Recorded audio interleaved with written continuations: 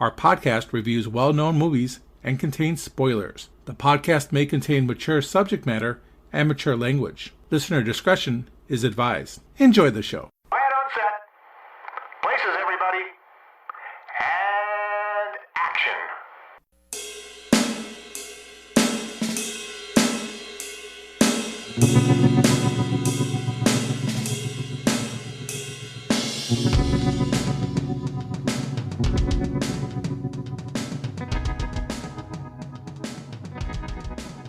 It's time once again for the Hooked on Movies podcast. Today, we will be looking at the third movie in the prequel series, Star Wars Episode 3, Return of the Sith. With me are Ken. No. I forgot about that. And Ted. Eric, have you ever heard the tragedy of Darth Ken the Goofy? I have. Ted, Okay. So this is how Liberty dies, with thunderous applause. But we are thousands of years in the future with Star Wars Episode 3, Return of the Sith. It was a long time ago. Yes, in a galaxy It's far, Revenge far away. of the Sith, by the way. What'd I say? Return of the Sith? Yeah, it's Revenge of the There's Sith. only one return, and it's of I the know. Jedi. Yes. Return of the King, baby. Revenge of the Sith. Ted, tell Yes. us the particulars of Revenge of the Sith. Okay, so Star Wars Episode 3, Revenge of the Sith, by George Lucas, with a screenplay by George Lucas. It has a running time of 140 minutes. It was released May 19th, 2005. It had a budget of $113 million and had a box office gross of $868.4 million. Tomatoes, it has a certified fresh critic score of 79%, audience score of 66%.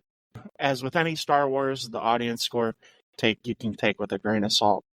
Of course. And the IMDb rating is a 7.6, so much higher than Attack of the Clones.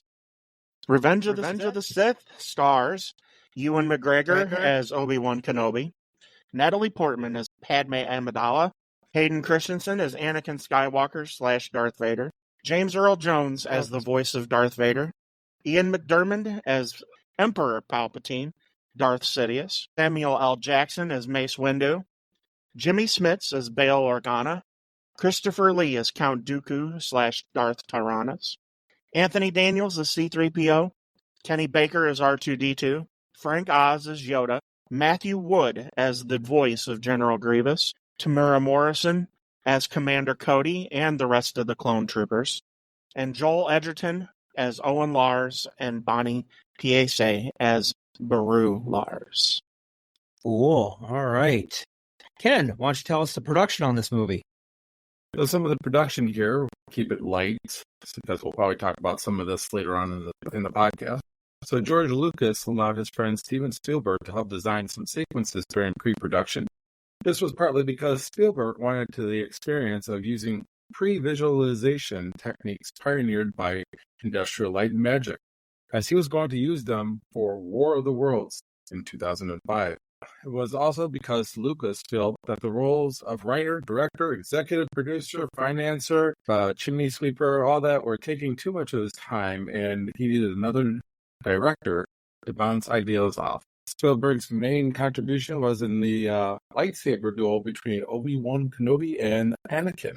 And then Hayden Christensen, he gained 24 pounds for this movie. I guess he was eating about 6 meals a day. Every clone trooper in this film is CGI. Not a single real clone costume or helmet was featured in this movie. That's kind of sad, actually. McGregor had Lucasfilm make him a loop reel of all of Sir Alec Guinness's scenes from the original trilogy so he could study them and perfect the accent and the pacing of his words belonging to Sir Alec. And then on the DVD version of this movie, on the option menus, if you press 1, enter, 3, enter, 8, enter, it's 1338, by the way, if you're keeping track. The video will play. It's actually 1138. 1138. It's in honor of THX 1138. Right. A video will play of Yoda dancing to hip hop music. So you got that going for you. And then we got awards. Despite being the prequel trilogy's best reviewed and received film, it received fewer award nominations than the previous films.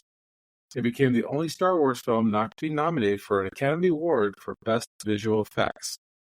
It was nominated for Best Makeup, but it lost to The Chronicles of Narnia, The Lion, the Witch, and the Wardrobe, and it also won Favorite Motion Picture and Favorite Dramatic Motion Picture at the People's Choice Awards. So we're kind of scraping the bottom of the barrel here. It won Hollywood Movie of the Year at the Hollywood Film Festival, and then the Teen Choice Award for movie action. Kind of sad that it didn't really get really much recognition, especially considering that the first two got a lot more recognition than this movie did. As did every film in the original trilogy, the film won a Saturn Award for Best Science Fiction Film. Williams also won for Best Music. The film was nominated for 10 Saturn Awards overall, including Best Director, Best Writing, Best Actor for Christensen, Best Actress for Portman, Best Supporting Actor for Ian McDiarmid. And Christensen further won for Best Villain at the MTV Awards. So he's got that going for him, which is nice. Of the 3 Star Wars prequels, this film did receive the fewest Golden Raspberry Awards nominations, only one for Christensen for Worst Supporting Actor, which he won. So congratulations for that. Congrats. Yeah. Because the other movies got 7 nominations each and won a couple. That's basically all I have here for the awards section. Okay, great. So let's talk about the first time we watched this movie. How about you, Ken? I'm assuming probably at the theater. It was at the theater. I saw it a Shocking. couple times. Watched it the first weekend it came out. Didn't rush So you out to didn't see it on the opening first day? Not opening night. Okay. Fool me once, shame on you. Fool me twice, shame on me. I got fooled both times, so I wasn't in a hurry to see this third film. But I did see it still open weekend. I believe I actually saw it that Sunday of opening weekend. And if we're going to continue with History of Ted, I'm assuming you caught it opening night. Yes, this was the first movie that I started my little tradition of seeing the Star Wars movie opening night and then seeing it 3 times the next day. So And what character did you dress up as? I did What not is dress that? up as a Natalie I character. find that hard to believe. Natalie I did Portman? not dress up as a character. Interesting part about seeing it for the first time. The next day after I saw it opening night, the amount of kids that were there for little kids that were there for the second time I seen it, which would have been after school let out the next day, was shocking to me. It was almost like the parents didn't read the reviews or read anything about the movie, and the amount of kids that had to be taken out of the movie theater was pretty shocking. A Yeah, little too violent for him. a little too violent, a little too scary. Yeah. General Grievous kind of scared some kids, and He's then, a scary looking dude. yeah, it was an interesting experience, and I had anticipated this movie. I mean, this is essentially what we're building up to, so I was jacked for this movie. Cool. Well, for me, couldn't tell you the first time I saw it. Sometime on video rental when I was probably the first time I watched them all in a row, all the prequels in a row. So I honestly don't remember. So Ted, why don't you tell us about the first scene we're going to talk about here?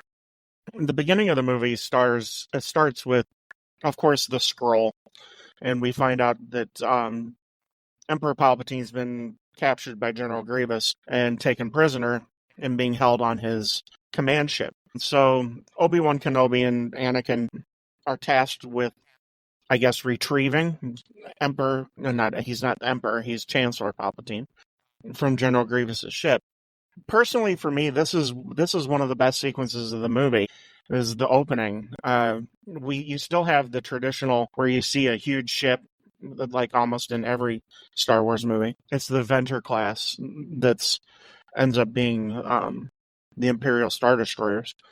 I think this action sequence is really good. And here's the thing, too, that this is one of those cases where the 4K CGI, it really holds up well. I mean, you're watching CGI, but it doesn't feel that way. When they do have the close-ups of the humans, it's actually, you actually think that they're in the starship.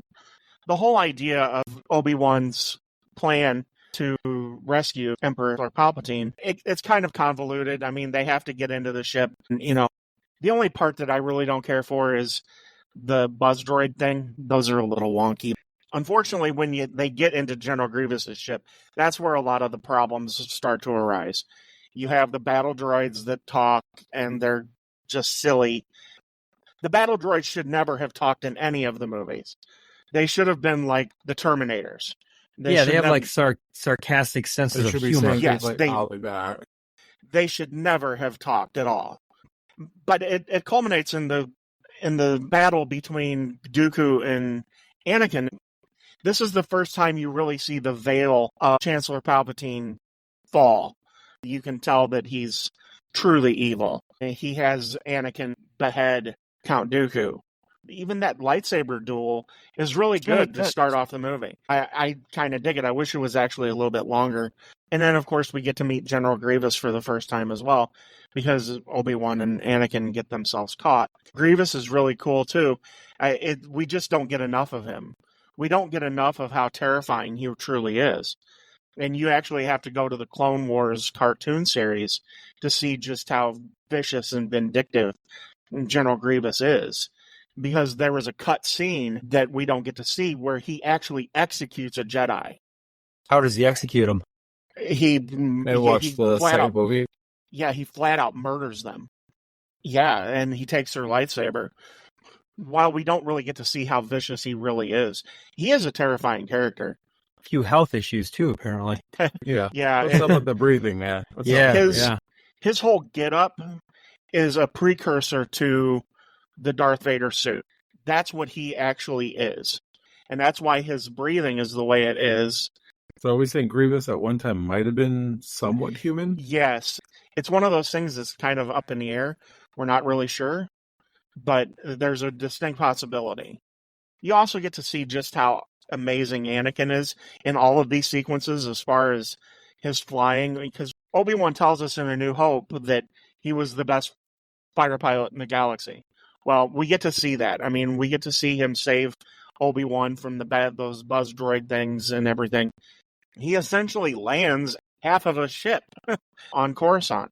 Which that's kind of silly in itself. I mean, I never understood why they were shooting at a ship that they're trying to rescue the Chancellor from. I mean, it's a Lucas thing.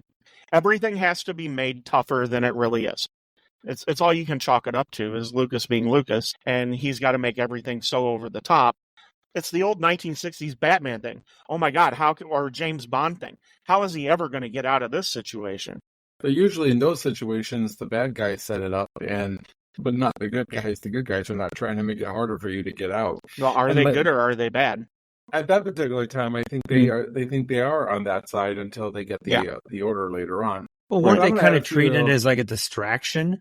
Maybe a distraction. Yeah. Yeah, but they're actually destroying the ship. I mean, that's why it's so difficult for it to land.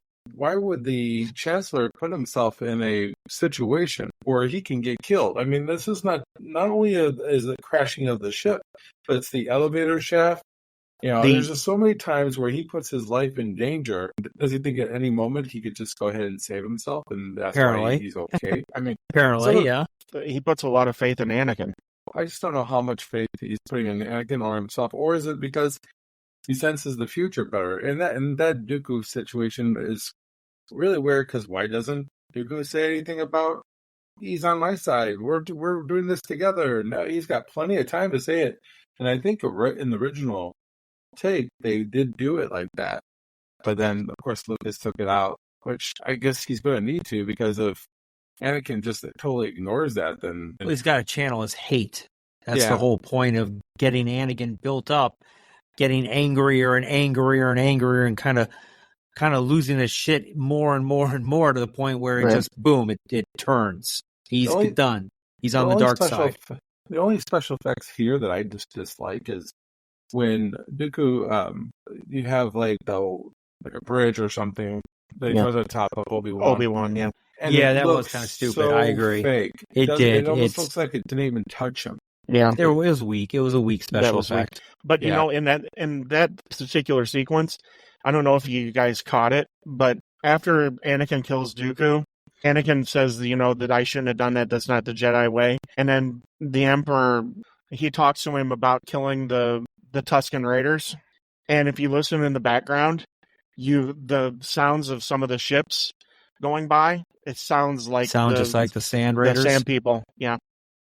All right, well, we know that Anakin kills Count Dooku, which I think leads into our second scene. Ken, take us away. So after they get back, Anakin starts having dreams that Padme dies during childbirth. Suspicions are arise when the Jedi Council concerning Chancellor Palpatine, with whom Anakin has formed a bond with. The Council asks Anakin to spy on the Chancellor, but Anakin is bitter towards the Council for granting him a seat on the Council, but not making him a Jedi. So after all this is said and done, they all come back. By the way, he is a Jedi. He's a Jedi Knight. He's not granted the rank of master. He's not granted the rank of master. Right. Right. He's still kind of like a apprentice, isn't he? Kind of what you'd call it. He's still he's not a Padawan. He's an actual Jedi Knight. He's passed the trials. I don't remember them ever saying when he passed the trials. They don't actually say it, but he is a Jedi Knight. Because when you look at the opening scroll, it says 2 Jedi Knights are tasked with rescuing Chancellor Palpatine. As a habit, as an old Padawan, he still calls Obi-Wan Master. So some of the things, of course, that we have a problem here is when they get back, Obi-Wan talks about, hey, this is your limelight. Why don't you go with the politicians and live in the moment? And I just don't understand why he would tell him to do that, and except for that he's kissing his butt for whatever reason. And then we see him and Padme kind of, making out in front of almost everybody. The fact that nobody notices this is just kind of ridiculous. And then on top of that, she's pregnant. And throughout this whole movie, she gains a belly and nobody questions her who the father is. There's just so many problems with this love story. I don't know. It would have been easier if it just came out and then he went against the Jedi right off the bat. Hiding thing was done really bad. I do like the fact the council does ask Anakin to spy on the Chancellor, but doesn't make him a master, which is kind of almost a requirement for you to be on the council. And that ticks him off. So I like the little things that tick him off a little bit, that getting closer and closer and closer.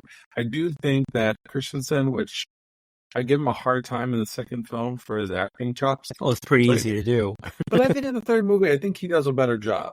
I think for most of the movie he does. Yeah, agreed. Yeah, for most of the movie, the last sequence is not really very well. When he loses his crap at the end. But I think this Anakin, this version of Christensen, actually plays to his strengths. I just don't buy him as a badass. But he sure is jacked, though. He does look much mature looking compared to the last film. And that's because of the weight gain. But like I said, I think he does a good job of playing somebody who is confused, doesn't know what the right direction to go. One thing we didn't mention in the last scene was R2 using his firepower to get away from those droids that could talk. I tried to block that out of my memory. I know. It is weird though that the Jedi, they have all these rules, but they're breaking all their rules. They're doing things off the record. They're kind of doing things in the shadows themselves, which they shouldn't be doing. They're doing a lot of dark side stuff to kind of make themselves the keepers of the peace. I can see why there's that confusion in Anakin, and I think that part is written well. The Jedi questionable characteristics make it easier for Anakin to slowly turn to the dark side. No, I agree. You can see why he starts to distrust them. I think it's all a culmination of everything is what causes him to finally fall. The love story is what should have driven his total descent to the dark side. But all of this has hurt his connection to the Jedi because they're asking him to do things that are against the Jedi code and be sneaky and everything behind everybody's back. You can see why he would be frustrated and disillusioned with the Jedi. And he feels that he can't be honest with them because they tell him that he's not supposed to have any worldly connections or anything like that. That's unrealistic because a person can't just stop having emotions. I mean, even Obi-Wan has emotions. He gets angry as well. We saw that in The Phantom Menace after Qui-Gon Jinn gets killed. He's angry. And he uses that anger to kill Darth Maul. To say that they're not allowed to have any emotions and he's not allowed to love or anything like that is it's a little ridiculous, and it's a little far-fetched. Yeah, it's a counseling session with Yoda. Yeah. Right. And he really can't be honest with him. Right. Well, that's because Yoda tells him that he shouldn't have any type of feelings. If somebody dies, don't grieve them. Don't miss them. It's kind of all this weird stuff. But then later on, when we have Chewbacca, Yoda says, "I will miss you." And it's like, wait a second. Why you just told Anakin that he can't miss anybody, but you can? And then on top of that, the biggest problem I have with this movie is Padme. She went from being a strong character in the first movie, then you took it down a notch, and now she's just, I hate to say that her character's pathetic, but her character has turned into just this lovesick girl. Right. And she doesn't have any strength in her whatsoever. She's not a badass like she was in the first movie. In the second movie, at least she's trying to fight off, Dooku and all the rest of them from killing them. But here, there's no fight in her. There's nothing in her that makes sense. And it's a sad thing to see a character. Well, she is pregnant. I understand she's pregnant, but she started being this way in the second half of the last movie, where she started going, Annie, it just gets kind of ridiculous. And then the fact that she totally ignores all the warning signs and that she goes against the Jedi in the first place for love, that's not in her character that we saw in the first movie. She's stronger than that, and they do a horrible job with this character. They could have figured out a way to still make her strong and still somehow support Anakin. They just didn't do it. Lucas doesn't understand how love works. Love and human emotion. He's a Vulcan, that's why. Yeah, right. And he's more of an android. The love story is an amazing love story. I've said that in the last two movies. This is an amazing love story. It's just not earned here because of the writing. He took an amazing story and he buffed it up. He boo-fooed it up. You have to make of it what you will. The fall of Anakin Skywalker to the dark side could have been a Greek tragedy. It could have been epic. It's just in hands that would rather take an axe than a scalpel to do the job, and he screwed it up. But yeah, you're right. And Amidala's character, I just you can't even get into it. Some of the cuts that are made, or some of the decisions that are made dialogue wise. I mean, she's talking to him about politics, and then it's like, forget about that.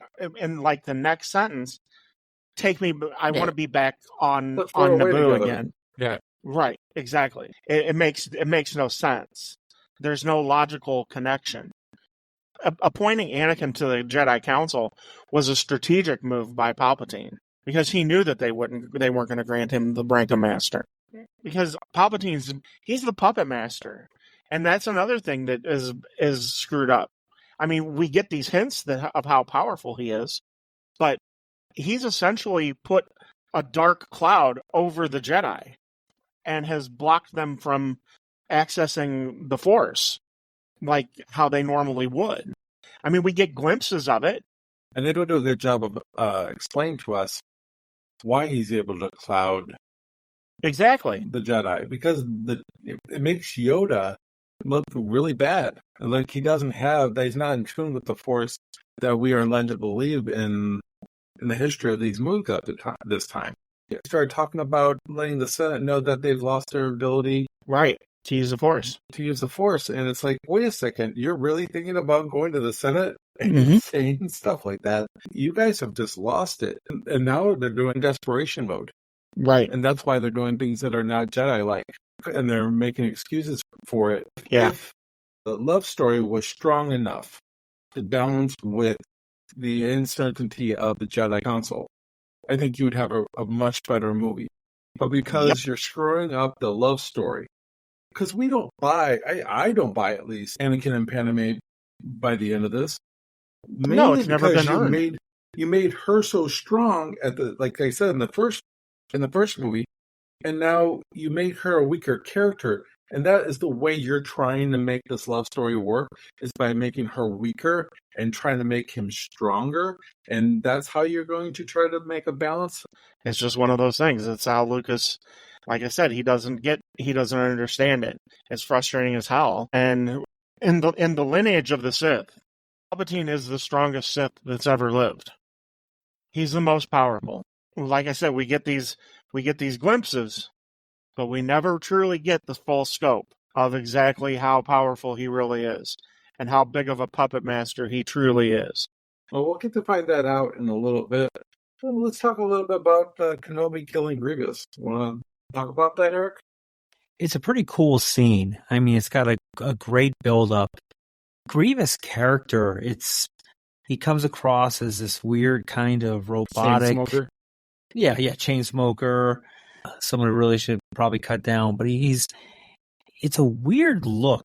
It looks like he just has really broad shoulders, but as this fight scene goes, he morphs into this, I don't know, what do you call it? This kind of dueling 4 lightsabers and kind of like a spider-like or a crab-like creature. Mm-hmm.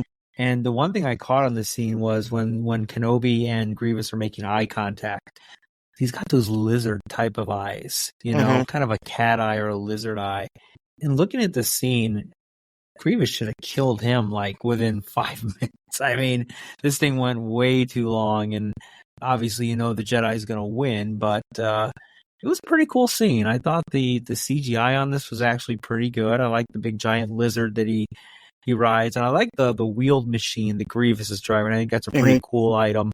It's a cool scene. It's not too bad. What do you guys think? What Ted was saying earlier about Grievous, I think if we would have had something like us seeing him killing a Jedi, but it wouldn't be for me executing a Jedi. It would actually be defeating a Jedi in battle. So if we had something earlier where a Jedi is there and Grievous goes up against him with those 4 lightsabers and wins, then there's doubt Obi-Wan can win. Granted, we know he's going to win regardless because he's in the New Hope. At least gives us a little bit more that Grievous is a serious person to deal with, and is up there with Palpatine and Dooku as far as a threat goes. If they would have done that, I think that would have made this much better, this scene, and would have made actually the whole dark side even that much more menacing. And I think they missed the boat here. It is a really good scene. I mean, the lightsaber fight itself is pretty decent. But again, here's the thing is, we have to learn more about Grievous through things like the Clone Wars and through books, and not actually the movie itself. And that's what drives me nuts about these movies is, unless you're going to invest yourself in books and into an animated TV show, you're not going to know Billy squat of where Grievous even came from. I mean, he came out of nowhere. He's not even in the first 2 movies. He should have been here all this time, and all of a sudden he just shows up. Well, yeah, you're right, kind of. I think the fight ends very abruptly. I think this is Lucas's thing where he's building up to the finale, and so he abruptly cuts off these first 2 lightsaber sequences. Obi-Wan shoots General Grievous instead of using his lightsaber to kill him, which is kind of interesting because we know how Obi-Wan feels about blasters. But he does use the Force, so... Right. Yeah, no, and I think it's actually a really good physical fight for not actually having another human being there. I mean, you actually get the feeling that Obi-Wan's being hit. Yeah, I think Grievous is an awesome character. But like Ken said, I wish we didn't have to go to an outside source to get the fact of how menacing he truly is. It's just one of those things that's out there. If we brought back Darth Maul in this situation, then at least we have, I think, another battle here, because that one was a close fight the first time around, and now you got a guy who's seeking revenge. Revenge of the Sith. It makes so much more sense to bring Darth Maul back. But he's actually dead, but that would be too easy. Yeah, that makes too much sense. It's Lucas. I mean, it's Lucas being Lucas, and like I said, I think that he cuts these battle sequences short, the lightsaber sequences short, because of how long the final sequence truly is. And it has to be, because that's the epic showdown. That's what we've been building for now 3 movies to, is the finale. He even kind of sells Grievous out a little bit, because Grievous, like within the first minute and a half, 2 minutes of the fight, has one of his hands cut off. So, and he ends up losing 2 of the robotic arms. It is kind of neat, though, that he uses one of the robotic arms that he lost a hand to and hits Obi-Wan across the head with it and knocks him into the ship. Well, let's talk about Palpatine, the power he has over Anakin. I think that's really where we're building with these 3. Ted, tell us about that. Palpatine is the most powerful Sith that's ever lived. We saw him, the veil thin with him when he tells Anakin to kill Dooku. The second time that we see that the veil starts to fall is when they're at the space opera. Yeah, it's a space opera. Just trust me, it is. Here's the thing. We have to go to an outside source. Darth Plagueis was Emperor Palpatine's Sith master. He tells him the story of Darth Plagueis the Wise, who figured out how to manipulate the Force to prevent death. And here again, we don't get the full story, because the full story of this is that this is how Anakin was born.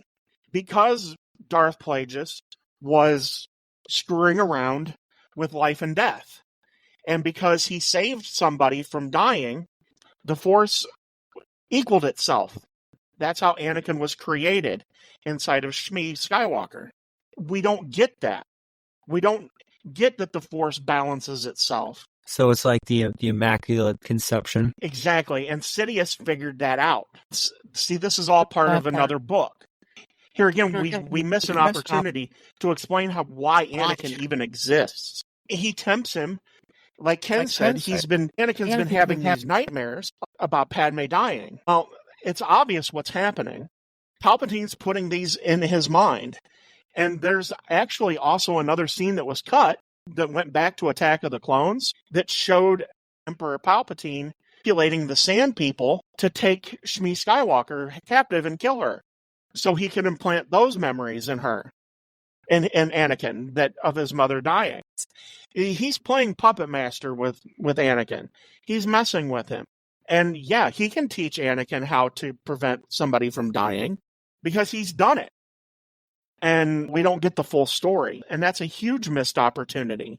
This should have been a much bigger scene. This should have been like one of these culminating scenes, like a crescendo scene where we find out just how truly powerful Emperor Palpatine truly is. It's one of the better acted scenes. Ian McDiarmid's brilliant in this scene, but we don't really get the full scope of what it truly could be. And it's kind of sad, but, you know, the idiot Anakin finally figures out that Emperor Palpatine is a Sith Lord, which he should have caught on to that a lot sooner. Well, I think Yoda and the rest of them should have caught on to that sooner. Well, the whole group of them should have figured it out. But Anakin really should have figured it out since how he's friends with Emperor Palpatine. And he's been hinting at it for like a movie and a half now. It all culminates with him manipulating Anakin as he's fighting Mace Windu, which the fight sequence between Sidious and Mace Windu is awesome, even though, you know, the Sidious just dismisses 3 Jedi like they're not even there.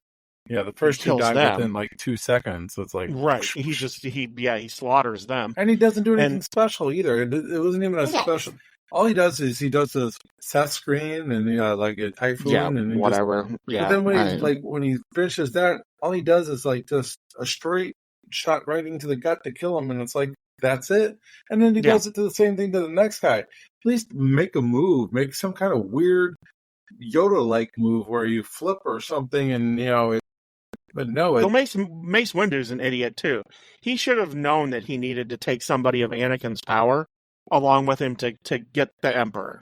Well, I think they were kind of thin at that time, I think, with everybody else fighting the war. But who was going to attack the Jedi Temple at that time? Nobody was going to attack the Jedi Temple. That's why you had the weakest Jedi probably there, and that's who you took with you.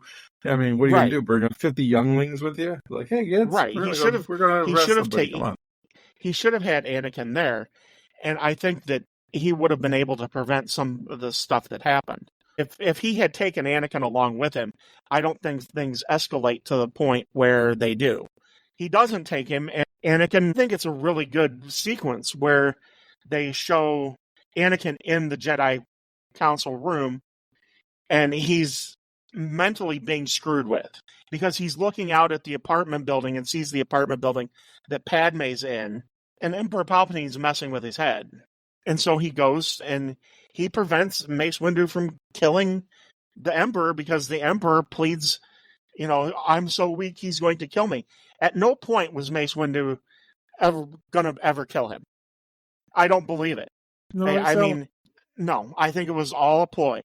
I think it was all just a setup. Once Anakin steps into that room, the Emperor changes and he pretends like he's so weak and he's going to die. And that's how the final manipulation, because he knows that Mace Windu, who ironically, like Ken, you had mentioned about Yoda having feelings, Mace Windu's angry. He's killing him out of hate. He's not doing. And that's the final betrayal. Samuel Jackson comes out and he wants to play. Right. Yeah. The only thing he doesn't say is motherfucker. I was going to say we should have more F-bombs. Get that R rating. Right. And so it's the final manipulation. And I think, personally, this is my opinion. I don't think that the Force lightning is what scars the Emperor. I think that's his true form. I think what we see him finally turn into is the Emperor's true form. I think he's been twisted and mangled by his use of the dark side. And what we see is his true visage, and that everything else has been a fake front that he's put on. And the Force lightning is just one of those things that it helps destroy this fake persona that he's been putting on. And I think that's the true human that we actually see at the end of that sequence. And then at that point, you have Anakin who pledges himself to him. Exactly. For life. And of course, he becomes Darth Vader, which we know is Darth Father. Because Emperor Palpatine knows that Padme's pregnant. Right. I think it's a little too quick of a flip at the end here. For Anakin? Yeah, because Anakin is still going. I think he's been building. I know he's been building, but he looks like he's still building into the scene because all he wants to do is stop Windu from executing him, because all he cares about is saving Padme. So he's not 100% bad. So I almost feel like I need a little bit more time for him to realize what he just did and to accept it. I just felt like it's kind of a little bit rushed here. And I mean, he knows that he's now killed 2 people. Mm-hmm. He killed Dooku in cold blood, and he's killed Mace Windu. And so eventually, there's no coming back from that point. Maybe not when you do have Palpatine give the order to kill the younglings. I think then is a time where that's a commitment. You need to do this, and I will help you save Padme. That's kind of the commitment. Maybe is that the beginning of Order 66? Yeah, that's the beginning of Order 66. That's the beginning of it, right? That's where it kicks in?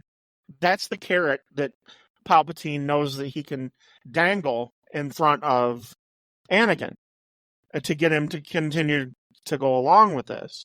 Kill everybody in the Jedi Temple, including the children, and then go kill the entire Separatist Council on Mustafar. Because at that point, Palpatine says, by doing that, you will have achieved power enough to save Padme.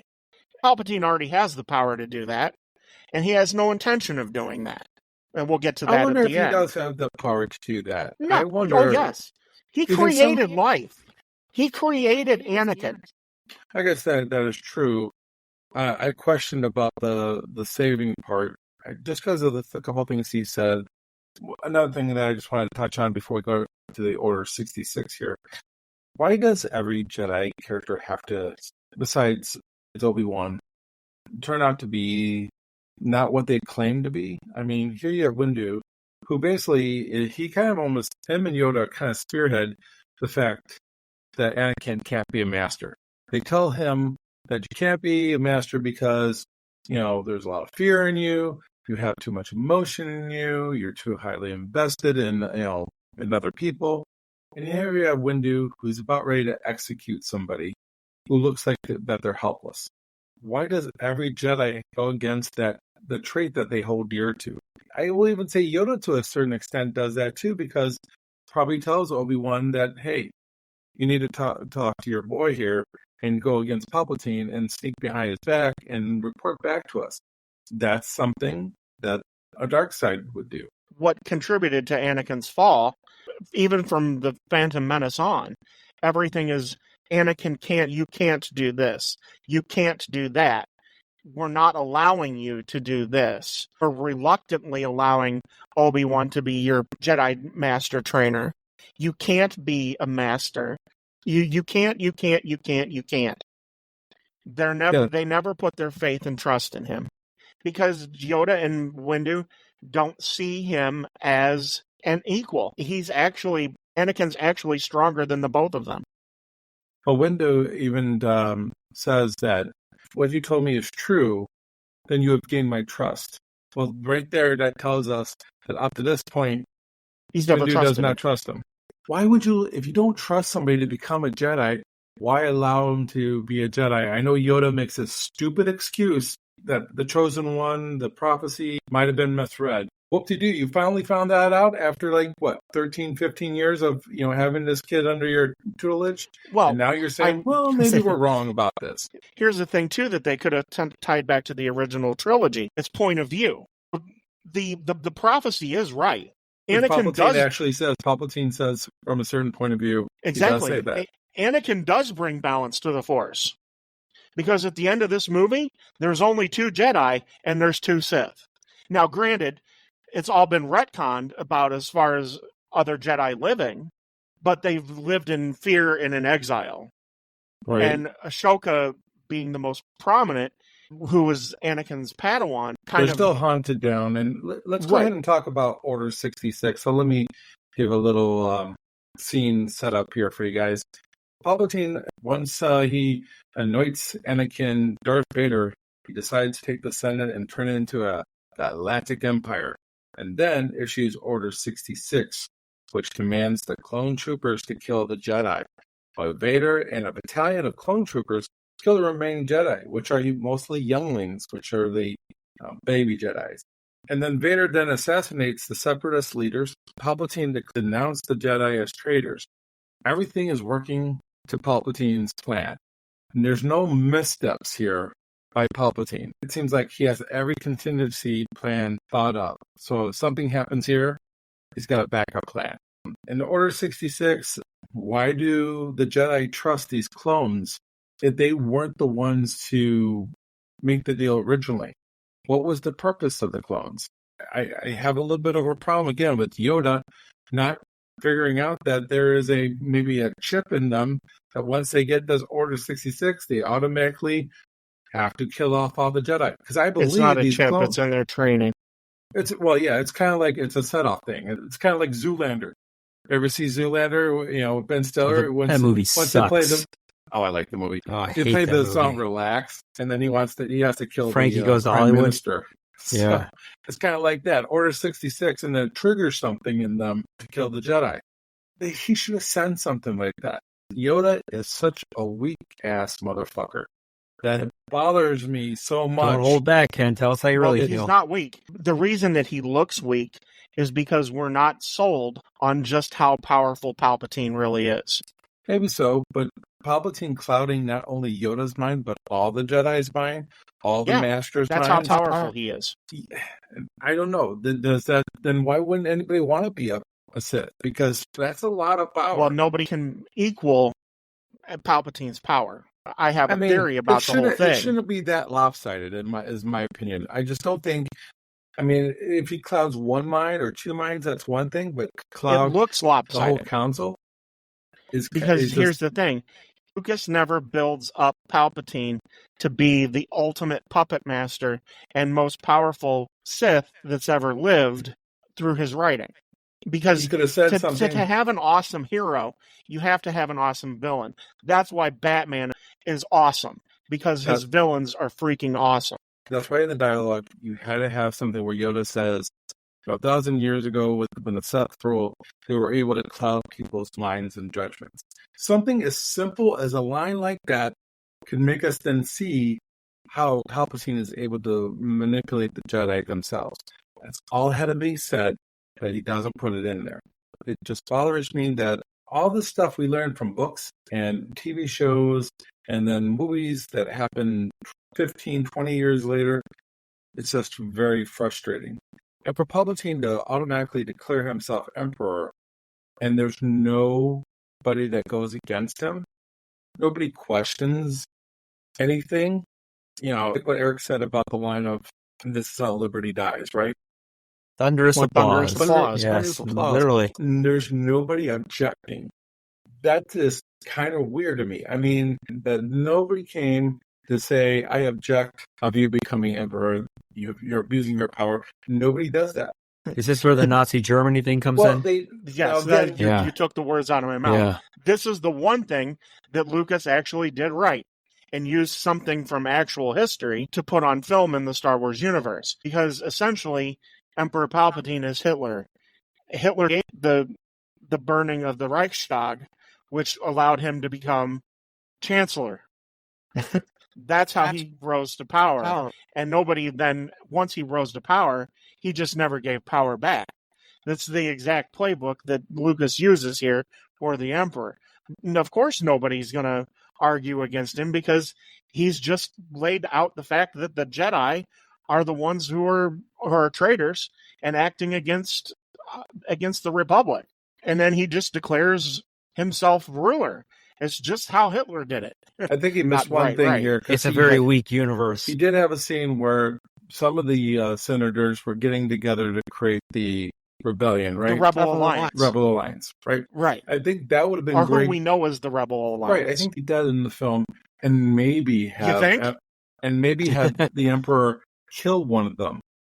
So that scares everybody else. Well, he does. Well, here we'll get to it, but he does kill a member of the Rebel Alliance. He kills Padme. Well, yeah, Padme doesn't die of a broken heart. No, Palpatine kills her. Why don't you kind of fill us in here about the Obi-Wan and Darth Vader matchup? Well, Obi-Wan and Yoda end up getting back to the Jedi Temple to reset the code for the Jedi to stay away from the temple. Obi-Wan sees the holograms of Anakin killing Jedi and the younglings. And Obi-Wan's tasked with going to find Anakin and kill him. And even though Obi-Wan's heart is not in it, even though he's not supposed to have any connection, whatever. Another thing that Ken brought up earlier, that another emotion that Obi-Wan has, he has genuine love for Anakin. Obi-Wan says that he has to figure out how to get to Anakin. And so Obi-Wan visits Padme and I guess finally figures out that she's pregnant and realizes that Anakin's the father. It's a bad soap opera. Here again, something that should have been dramatic, a scene should have caused tears. It should have been heartbreaking. It's just kind of a throwaway scene. It's a throwaway line as Obi-Wan's getting into that little speeder to drive away, that Anakin's the father, isn't he? Jar Jar's the father. That should have been another crescendo scene that should have been heart-wrenching. It would have Did you say Jar Jar Binks should have been the father? Is that what you said? I thought I heard that. But there should have been there should have been some kind of disguise. Maybe Padme would have said something like, his father is on Naboo or whatever the case may be. Something to kind of throw people off the scent. Exactly. So then when we get the reveal and Obi-Wan says it's Anakin that's the father, isn't it? It hits a little bit more. Yeah. It should have been a gut-wrenching scene that is a culmination of everything here. Because we're getting to the culmination of the end. It's anticlimactic. And to have Obi-Wan stow away on her starship as she goes to Mustafar to see Anakin, okay, that's fine. So he sneaks onto her ship. And this is where the acting starts to get wonky. Because when Padme lands on Mustafar and confronts Anakin, the scene is not what it should be either. And it's because of the acting and the dialogue. It goes back to Clone Wars Anakin and Padme, where they're just kind of like robots. And they're just kind of talking back and forth. And you start to get robot Hayden Christensen again. The lines are not performed like they are earlier in the movie. There's a disconnect there. Because he can't play evil. He doesn't know how to play evil. No, I think Hayden Christensen can play evil. I think he can. It's just there's no emotion behind these lines. There's just none. I don't know if it's a cutting thing where Lucas cut numerous scenes together to get a perfect take or whatever, or if it was just a one take scene and just move on. And it culminates with Anakin force choking Padme. But he doesn't kill her. He knocks her out. That's when Anakin and Obi-Wan start their duel. And I know we really haven't mentioned a whole lot of the music. If there's a crescendo for anybody in this movie, it's John Williams in the battle sequence. These battle sequences between Palpatine and Yoda and Anakin and Obi-Wan. Because he really brings every single Star Wars into this final musical score, this final musical sequence. The Imperial March, you have the Emperor's theme, you have Vader's theme, you have Obi-Wan's theme. Everything comes together, and then it's the Duel of the Fates meets Star Wars. It's awesome. It's truly amazing. This battle sequence between Ewan McGregor and Hayden Christensen is awesome. It's actually filmed in real time. When they're doing all of the twirls with the lightsabers, that's real life motion. That's not sped up, and it's not slowed down. They almost had to slow it down because Hayden and Ewan trained so hard for this battle sequence. They became like masters of this. It's truly awesome. And you get to see two of the most powerful Jedi go head to head. I mean, the whole thing where they both force push each other at the same time and the force blows them both backwards is awesome. My only complaint is why on Mustafar do they have a big button that destroys the processing It's point? like a self-destruct button almost. Exactly. Yeah. That's my only complaint. But I have no complaints with any of this until the very end.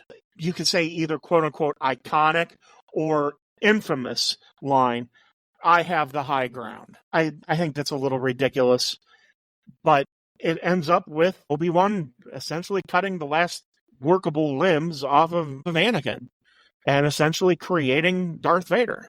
Darth Maul had the high ground, and we know how that ended up, so... True. Exactly. But I like how they do fight, because especially when they use the Force against each other, because they probably trained with each other hours and hours on end throughout their whole lives. So it's going to be one of stalemate for the most of the part. My biggest problems, though, are some of the CGI. The fact that you're on a volcanic planet, Anakin has to jump on some type of robot and balance on this robot. First of all, it doesn't transfer well to the 4K. It doesn't look right. The jump onto that android robot that's collecting lava, whatever it is doing, it just doesn't look right. I'm assuming a lot of this doesn't transfer well over to 4K. So, yeah, it actually really does. Does it? I think a lot of it it's does. Actually beautiful most of the time. And this is, again, where I have a problem with Anakin being evil. He looks evil. He gives the dirty look. And I guess once you kill a certain amount of people, your eyes change color. So I guess that's kind of cool. But it's turning Sith. The lines like, you took her from me and you are underestimating my power, how those lines are delivered. And the lines themselves are not the best lines in the first place. They're shit. But they're delivered like shit, too. It's kind of like he's almost overacting in the moment. It's almost like he's not given any direction. Yeah. But is it out of Obi-Wan's personality to let Anakin be burned alive? Well, he's been tasked with destroying it. I mean, we see what it does to him.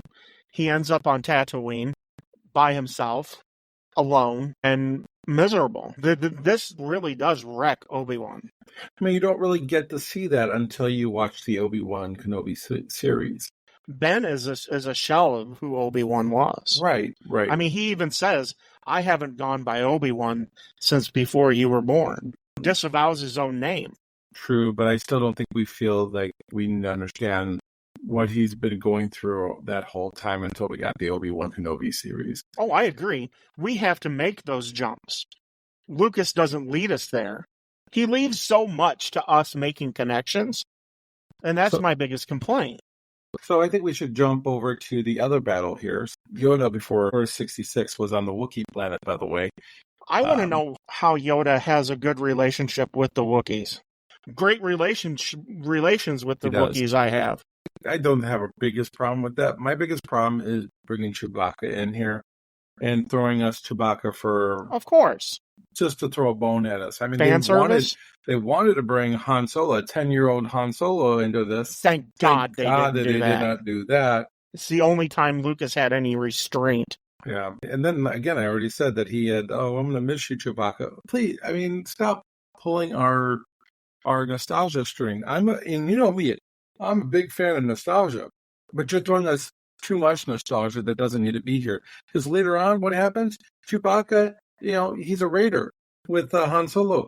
He goes from like a guy who's like probably a general in his own army here to raiding. That jump doesn't make sense. I mean, I guess you got to watch the Solo movie to get a little bit of an idea of all that. But then, Yoda is able to escape because he can actually sense somebody trying to kill him, unlike all the other Jedi for whatever reason. He decides to go to battle with Palpatine. I like it when Yoda comes in, he just comes in, and whoever's guards there, he just waves his arm, and all of a sudden they just fly in different directions. But then Palpatine throws like lightning force at him, and Yoda is taken by surprise. Or is Palpatine's force lightning more powerful than Dooku's was? See, that's another thing. His reaction to his force lightning is completely different than his reaction to Dooku's force lightning, because he stops Dooku's force lightning. He just looked surprised that he threw that force lightning on him. He comes in there and like, oh, you're the Sith that we've been looking for. Oh, and he calls him by Sidious. And then after that, Yoda comes and gives him some of the taste of his own medicine, and then you make Palpatine look like he's running away from Yoda. And making Yoda like, oh, he doesn't want to fight Yoda. You're so powerful. He wants to get out of this without a fight. I mean, that's why he had clones kill all the other Jedi. Right, he didn't do it himself. Well, he killed those other Jedi at the beginning. I mean, we see how powerful he is. And it's an interesting, fight. I mean, I'm not a big fan of CGI Yoda. I never will be a fan of CGI Yoda. It's an okay fight. But here's the thing. He's throwing all these seats at him, these circular seats in the Senate. That's where it gets stupid. And then Yoda catches one and then spins it around. And the Emperor just stands there like, what is he doing? Dude, right. You don't think he's going to throw that back at you? He has the Force. Haven't you figured it out by now that Yoda has the Force like you have the Force? And he's as powerful as you are almost? Pretty much. I mean, it's supposed to be a stalemate because they're supposed to be of equal power, but throughout the series, you made Yoda look kind of It makes you wonder if the fight would have continued. It makes you... This is the only fight that you actually wonder. If it continued... Who would have really won? Okay, we know that Yoda basically dies in about, 20, 25 years, right? 30. Is it 30 years? About 34, 35 years from now. So when he meets Luke's 35? I would thought that Luke would have been like college age, roughly. Because all of his friends went to college when he destroyed the... A New Hope is 30 years after this. Okay. So we'll say 30 years, but Yoda's a pretty old dude to begin with. Why not? He's about 900 years old. Why not indicate that age is probably part of the problem why Yoda is not as strong? He's got the cane, right? He can't walk, but somehow he can do multiple somersaults. The Russian judge gave him 9.8. Why not say something about his age and how? And he even could say something to Windu or something like that. I'm getting too old for this shit. He could have done, a Danny Glover thing. To pull out Danny Glover line. Why not do those type of things? Set it up so we understand why Yoda is not maybe as powerful as Palpatine. Give us reasons why his judgment is clouded, because he is getting tired. I mean, we see him in Empire Strikes Back. 30-something years later, and he's on his deathbed. I mean, granted, his Return of the Jedi when he's really on his deathbed. But why not set that up in this movie? Because you make him quit and run away. The fight ends because they get separated by space. Right. And Yoda falls. He ends the fight and goes off. Because Yoda at the end knows. See, here again, Lucas never tells us this. Yoda figures out in that moment when he ends the fight and decides not to go back and fight Palpatine anymore. Yoda realizes the scope of what's happened. And this really gets into the weeds. But this is why when we see Yoda in The Last Jedi, we get a different Yoda. Because Yoda's had time on Dagobah to reflect on what happened wrong with the Jedi, how Palpatine was able to manipulate everybody, including them, and where the Jedi went the wrong way. And that's why we have the Luke Skywalker that we have in The Last Jedi, is because Luke has also figured out that the Jedi way is not necessarily the right way. And everything that was in the old Jedi texts is not necessarily right, where you have to disavow everything. And it's more of a things live in the gray area between the light and the dark. People still aren't ready to accept that from The Last Jedi. And Hamill had to even be convinced of it. He's still not convinced by it. He has. No, he's fully on board with The Last Jedi. He's come out and said it. There's plenty of quotes where he's agreed to it. But because the Jedi way was not the right way. Because they all got slaughtered by clones and then were defeated. I agree with that with The Last Jedi, but I don't agree with how Luke is portrayed. So that might be what I'm talking about. But that's for the future. That's the future. We need to come back to this movie and finish this thing off. Padme dies giving birth to twins. Now, Ted, you talked about that you believe that the Emperor killed her, but why can't the Emperor just kill anybody he wants at any given time that way? This is the only time I don't think it works somebody. that way. How does it work then? How is he able to kill her? See, this is part of the thing. Once Yoda figures out, the cloud is no longer over Yoda anymore. Right. Once he's confronted Palpatine, and this is not explained, but this is what happens. Yoda hides the fact that there were babies, because, see, that's the thing. Anakin jumps to that conclusion that she dies in childbirth. There's no indication that she's giving birth in the dreams that Anakin has. Anakin makes that assumption. And Vader just goes along with it. Exactly. Yeah. So Vader doesn't even know, because even in Empire Strikes Back and then in Return of the Jedi, Vader believes Obi-Wan's the one that hid the twins from him. When in fact it was Yoda. Well, they both knew about it. When we have the whole Frankenstein sequence, and let's be honest, that's what Lucas is paying homage to when we see Vader rise off of the gurney and he makes his first steps forward. We see the Frankenstein monster that Palpatine's created, which is Darth Vader, which Palpatine knows that he can't control. So the first thing that he asks Palpatine, is Padme still alive?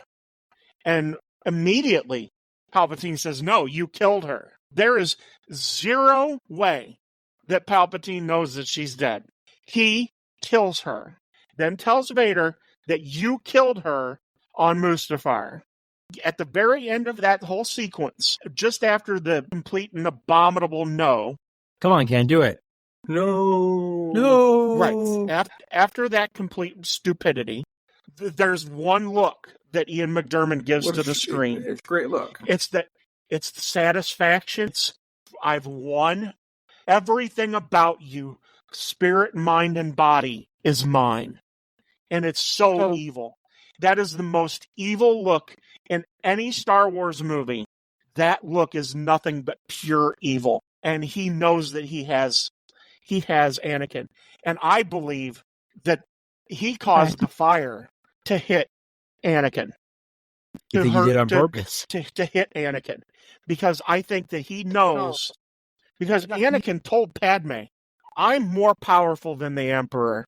I can overthrow him and we can rule the galaxy. Just as Vader offers that hand to Luke in Empire Strikes Back, he first offers that to Padme. So, the Emperor knows that he's on borrowed time, and Okay. so he has to cripple Anakin. here's how I'm going to disagree with you on this. So, first of all, the Emperor can see the future. So that's why I believe that the Emperor knows that Padme is going to die. And he uses the future for his benefit. He knows that she's going to die. He puts those dreams into his mind to see that. I don't think he has the ability to kill her from that far away. The medical people don't even know why she's dying. They're like, she's lost her will to live, is what they said. Which is bullshit. It's bullshit. Which is crap. I agree with it. And that's why a lot of people think she's died of a broken heart, because she's lost her garbage too. Her will to live. So that's one of the reasons why I'll probably disagree with you, is just because of the verbiage coming out here. I don't know if I'll agree with you about the turning into fire, because Palpatine does say, I sense that Lord Vader is in trouble. He is in trouble. So if he lights him on fire, he's trusting for the fact that he must be the best, like, barbecue chef that ever was. Flip Anakin over after 5 minutes on one side and then another 5 minutes on the other side. I mean, you're risking a lot that Anakin is going to be alive, that Darth Vader is going to be alive, by roasting him on fire on purpose. So I don't think I agree with you on that. Then we get him into that suit, and I think this could have been epic, like you say, like the Frankenstein monster. But that stupid no, and you put the no in the freaking Return of the Jedi later on with the Emperor goes down. Don't even get me started. That doesn't exist. Well, in my universe, before. In my world, that doesn't exist. Oh, the original movie, it wasn't there. It was until I disavow all knowledge. Lucas decides to play around with things, but I disavow any knowledge of that. If he would have just had his anger where everything around him started to crumble, that's cool. That's anger. Oh, yeah. That's pure, badass. Unadulterated anger. Yeah, that's great. That's the way you should have it. By putting the stupid no in there, I'm sorry, James Earl Jones, you're beautiful. I love your voice. Everything you did with Vader was great, except the no part. The no doesn't work. It is not his fault. It's not his fault. No. It just never should have been put in there. No. And then on top of that, you take these twins, and I get it, Yoda's probably clouded. Now has the ability to cloud the judgment. And what's probably happening is, when Vader figures it out and the Emperor figures it out, Yoda, again, can only, cloud their minds for so long on probably something like that. It comes to what is Yoda's age. It could also be the fact, too, those babies are pure good. They're pure. So somebody who's pure evil may not be able to see somebody that's pure good. Why are they pure good, though? What makes them pure good if you came from pure bad? Because Anakin was good when they were conceived. He was a good person. Obi-Wan was not wrong. Anakin was a good person. From a certain point of view. But a baby is pure.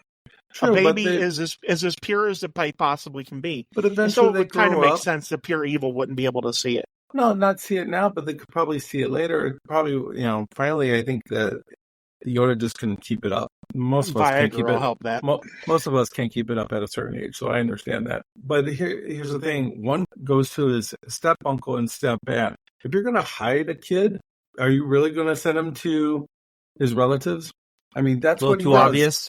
Well, it's a good cover story. Well, at this point, though, Obi-Wan knows that that version of Anakin. Well, one, he thinks Anakin's dead, and second of all, he knows that he has no connection to Owen and Beru, and he's convinced that Padme's dead. Vader essentially spends the next 30 years before A New Hope trying to resurrect Padme. That's the story. Yeah, again, we you don't have get to that go story. to an outside source. But that he builds the Vader temple that we see in Rogue One. The whole point of that temple was to resurrect Padme. Would have been nice to know. Nice to know. Exactly. It would have been real nice to know. Makes a lot of sense, if that would be the case, that he has this asset over the next 30 years of bringing his true love back. That would have been great, but we don't get it in any an of epic these story. movies. Yeah, but we don't get it. As far as Lucas's laziness, The Owen homestead still is in existence in Tunisia. It's a hotel. You can actually stay there.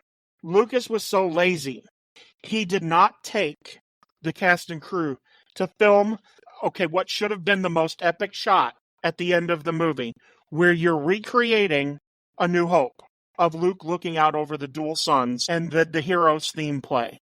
He did not take the crew there. He had them film that in front of a green screen. And you want to talk about the worst translations from over to 4K. That is so obvious that it's green screened. It's pathetic. He even screws up the Jimmy Smits part. Jimmy Smits' explanation as to why they're taking Leia is not to protect Leia. It's, my wife and I have always wanted to adopt a baby girl. What, you weren't going to adopt a baby boy? It's freaking stupid. I don't have a big problem with that. Who talks that way? Well, they had to separate kids anyway. Who talks that way? I don't know. Nobody. There's nothing wrong with that. I don't think there's nothing wrong with Jimmy Smith saying, "Hey, my wife always wanted a baby girl, and we'll take the baby girl, and you can have the boy." I don't see a problem with that. But he doesn't say it that way. He goes, "We've always wanted to adopt a baby girl." What do you want him to say? Hey, we'll look after the baby girl. You're going to take the baby boy to his step uncle and aunt. That makes a hell of a lot more sense. Just be straightforward about it. You don't have to give us some dumbass explanation. We've always wanted to adopt a baby girl. You sound like a moron. No, at least it makes it sound like they will care for her. I almost don't feel like Luke is going to be cared for because Owen seems a little bit of a prick. He doesn't seem to be a good guy. So, at least she's going to go with somebody who actually will care for her. But let's go to those reviews after all, right, Eric? Great segue, Ken. Let's go to the reviews. Let's start off with you, Ken. I'm going to go with Decent Thompson from the Washington Post. He said, even though Revenge of the Sith is a better experience than The Phantom Menace or Attack of the Clones, it doesn't add anything that's satisfying or compelling to the big picture. I kind of agree with this. It is better than the other two movies. It's not any better than the original trilogy, any of those movies, and you know how much I hate Ewoks. The problem with this movie but they're so cute and cuddly. Yeah, they cute and cuddly over a barbecue pit. The thing here is that we've been nailing really onto the wall here is no explanation of why things work the way they do. Why he's able to cloud the Jedi's minds to what he's doing, Palpatine's doing. No explanation of really anything. No good setup. We have to get too much outsourced and make this trilogy make sense. This third movie should have done a better job of bringing it all together, but there was too much put upon it to do that because the first two movies, they didn't set up the third movie well enough, and Lucas had to scramble to make everything work. Sometimes it does, but sometimes it does. Acting is better here, except for Natalie Portman. This is the low point of Natalie Portman's 3 movies here, but everybody else I think does a better job. But overall, this movie, it's still good. It's definitely watchable. I'm going to give this movie 3.25 hooks. I would have given 3.5 hooks, but I'm taking a quarter off for the no. Simple as that. There you go. Cool.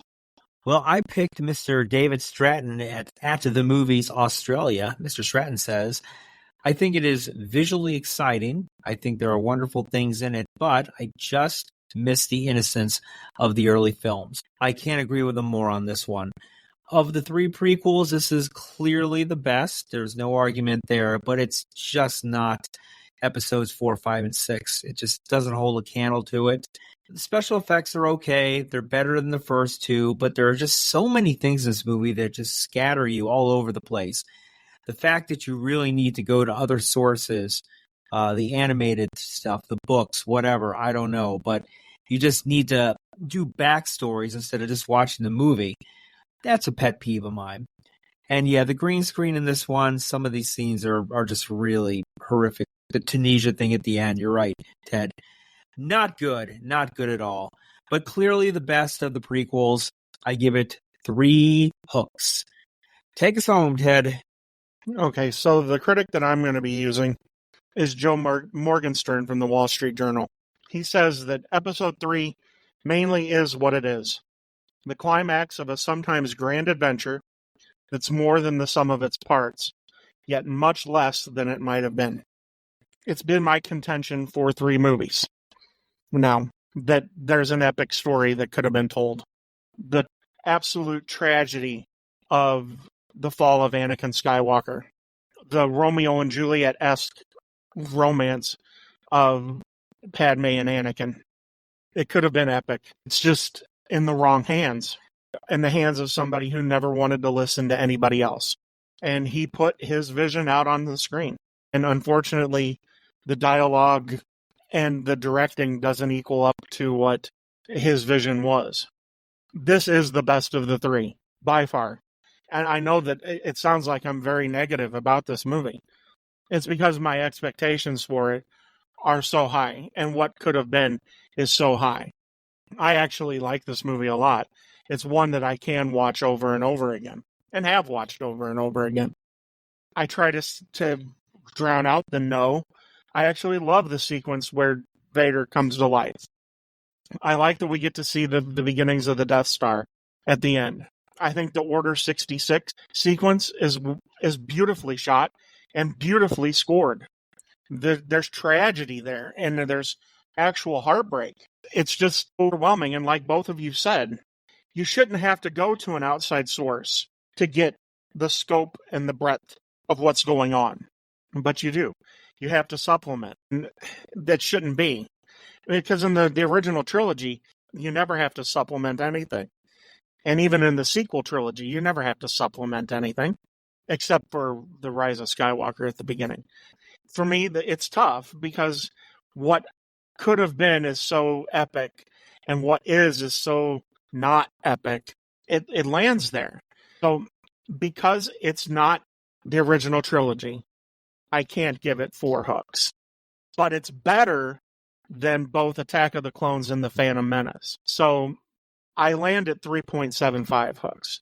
And that's where it has to stand. It will never enter into my top 5 as far as favorite Star Wars movies. God, I hope it doesn't. The ultimate ranking, it'll never hit 5. But it's definitely probably around 6 or 7. It's head and shoulders above Attack of the Clones. There's no forgiving that movie. That's where everything was lost. That's, as Slipknot says, that's where all hope is gone. But that's where I stand. Cool. All right. 3 3/4. All right. Well, that's the end of the prequels. Now our next one.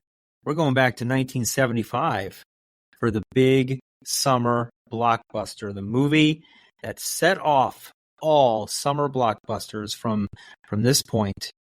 We're talking Jaws, the original. And yes, I'm very excited to be doing Eric, this one. I think we need a bigger podcast. We're going to need a much bigger podcast. It's absolutely right. We need a 4th person for this one, but we don't have it. So it's just going to be us 3. We'll have to just make it supersize. I get to be Hooper. You can be Hoopa. Okay. I don't want to die. I don't want to die. I'll be the Kittner boy. You can kill me off early. All right. Well, where can they find us on the World Wide Web, Ted? We can be found on Twitter at @hookedon_movies.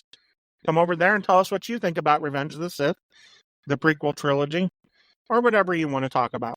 And whatever podcast version you're listening to us on, whether it be Apple, Good Pods, Spotify, if you can, leave us a 5-star rating and leave us a review there. If you do leave a review, tell us what you think of all of these movies. Thank you, sir. And Ken, what's going on in Facebook world? Join us on our Facebook page, Hooked on Movies. We talk about the movies that we reviewed. We talk about celebrities. We talk about celebrities who recently have passed away, like Dabney Coleman, known for 9 to 5. And we also had him on the previous podcast that we did. Tootsie. So 92 years young. Yes. Yes. Been a very long, productive life. He was acting all the way up to 2019.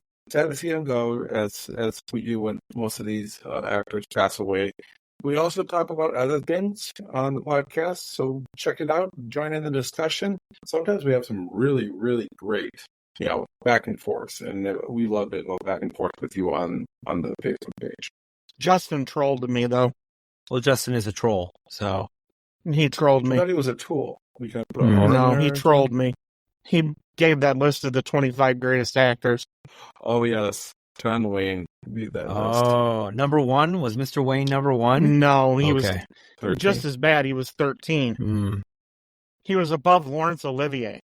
Sorry, no. Sir Lawrence Olivier. Yeah, Sir Yes. Laurence Olivier. Wow. And Robert Mitchum. One day we'll have to do a top actor or actress list of all time. That would be fun to do. Or we could just do a whole podcast about why John Wayne is the most overrated piece of shit actor ever. Actors and actresses we hate. I like John Wayne, so I'm okay with doing that. So Tough break, Pilgrim. All right, that's all the time we have here for the Hooked on Movies podcast. Join us for our next episode. Jaws, the original, going back to 1975. sure. Hope you're as excited about it as I am. And as always, the one thing we don't have on this podcast is a failure to communicate. See you at the movies, and may the force be with you. See you next time on Hooked on Movies.